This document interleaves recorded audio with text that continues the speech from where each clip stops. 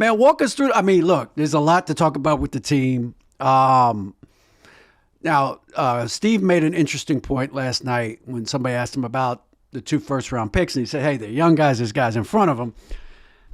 There's so much to ask you about the squad that you have going into this season. I just wonder, what do you know that you can count on going into this season with your group? Our veteran presence, obviously, it's great having Andre back. It's great, the way Draymond's looked in training camp so far.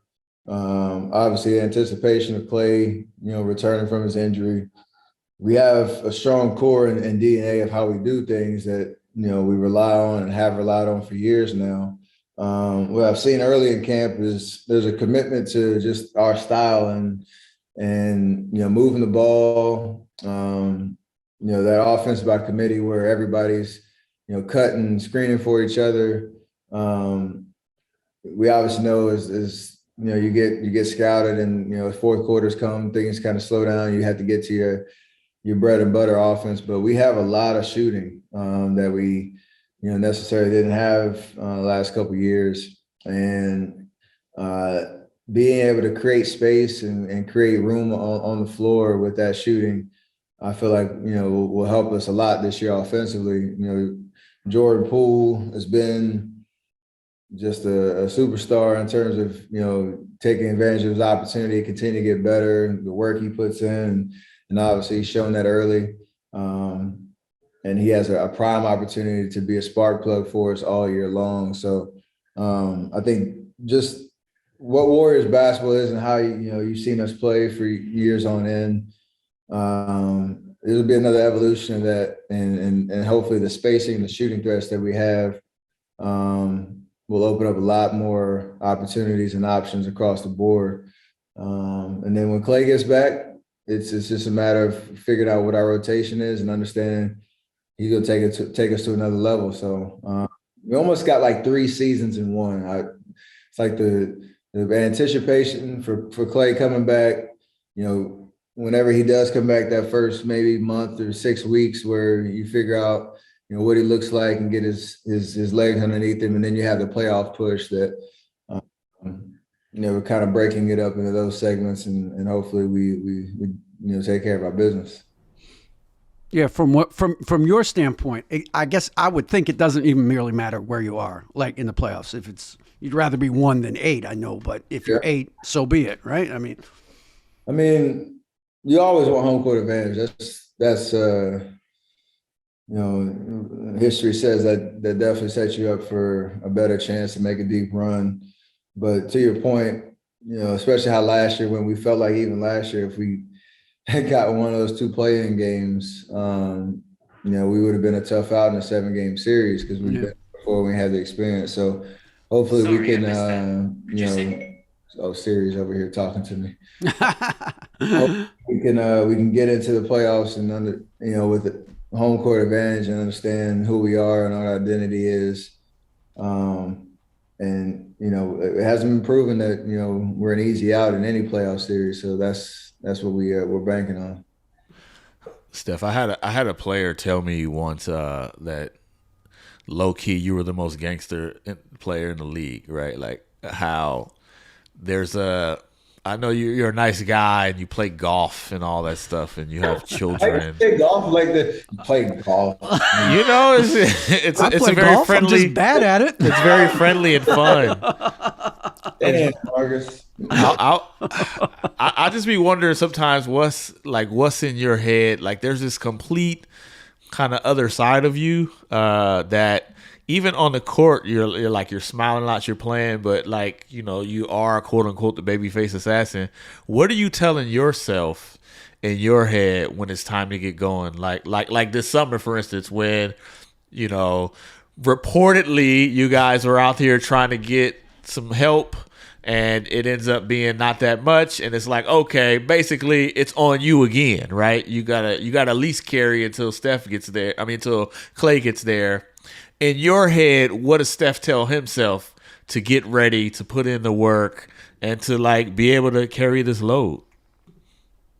There's 2 parts to that. One is, I've always had it's that kind of quiet killer instinct, and it's something that Kobe did an interview one time. It was one of my favorite kind of comments about me in terms of how he saw like that killer instinct behind the smile, and just I can have fun and have joy. He was like, I'm out there to rip your heart out, and it's just a different way that it looks.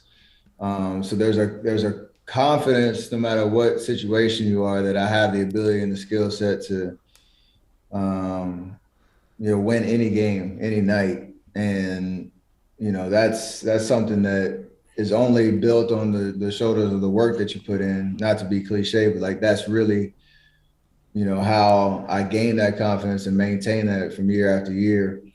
But I think the second part is there's always like this quiet insecurity at the same time of when you come into a training camp that you got to prove it all over again. And there's something to that.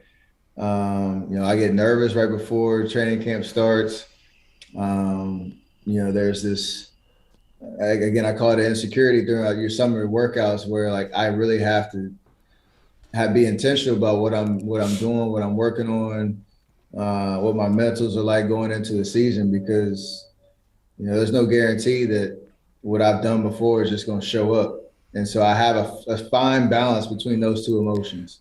And it's always like a back and forth game, because I know if I step on the floor, I got this confidence, but it's built on the work. But if I don't have the insecurity about what the work means for what I'm doing on the court, then it doesn't work. So that's really my way of thinking and way of summarizing, all the different emotions. You can't control what people say about, you or your team or whatever the case is. And, we all know year to year, you're in different situations and you have to be able to adapt.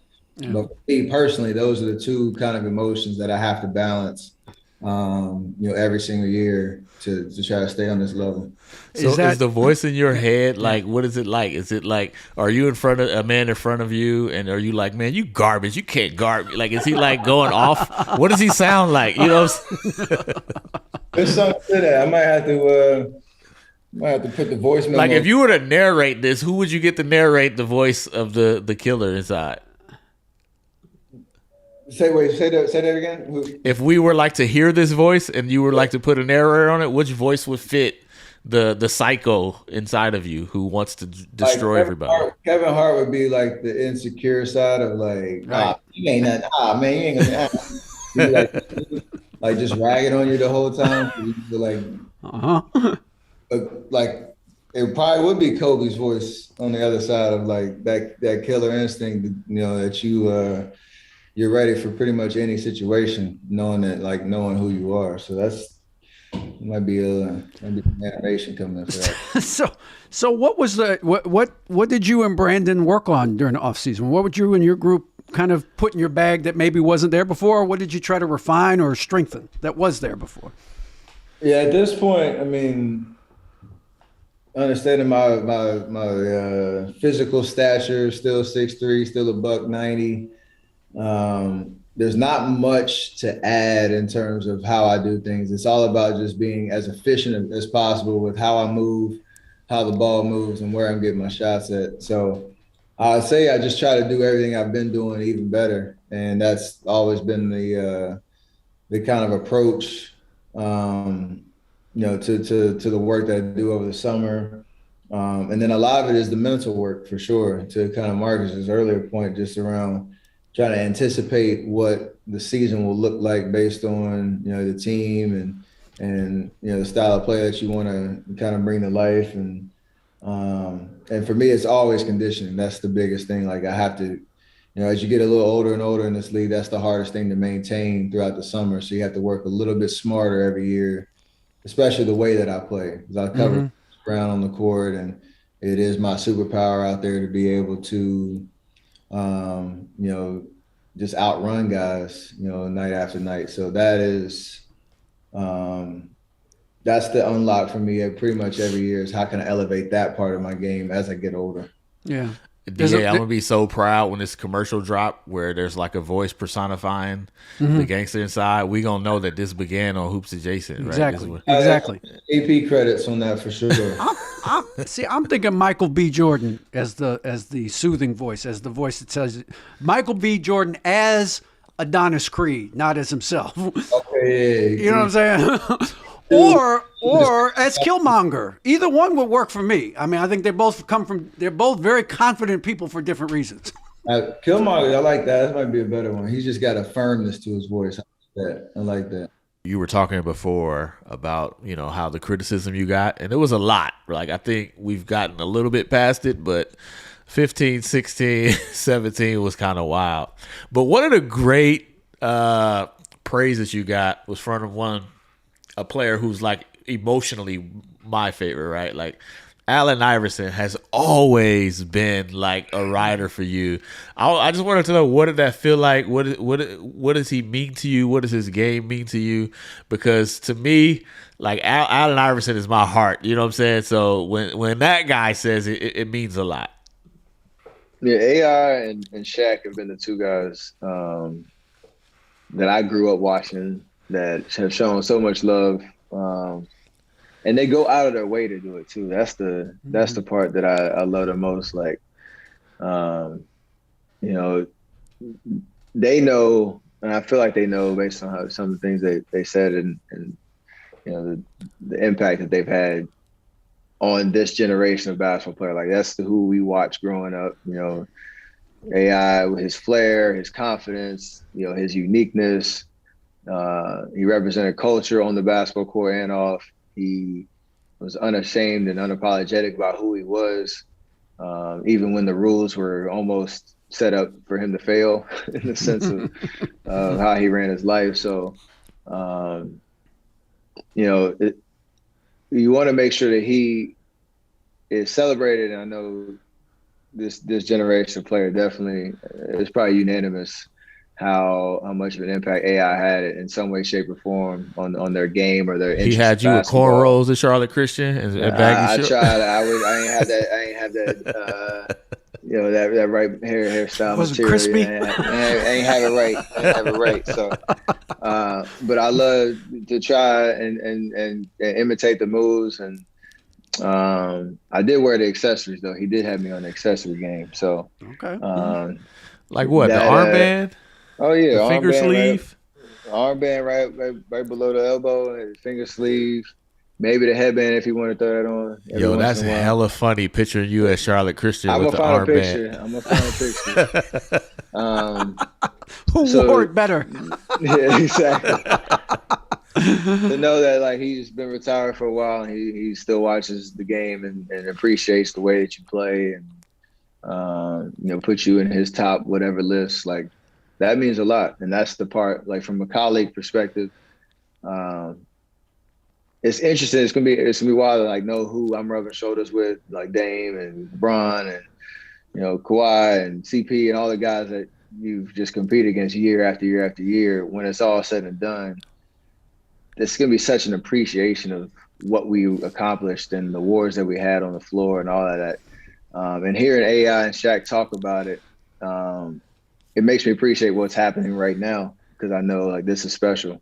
Yeah. And there's so much talent out here trying to win championships and do amazing things out there on the floor. Like we're in that group, so it's dope. If you staged that interaction, you a genius. Remember when he hugged you and was like top 5 and somehow it got caught on the mic? If you somehow staged that, All-Star weekend, like you was like, hey, my mic on. Moved my way over that, yeah. Let me make sure. Is this thing on? 1, 2, check 1, 2. All right. What up, boy? What up,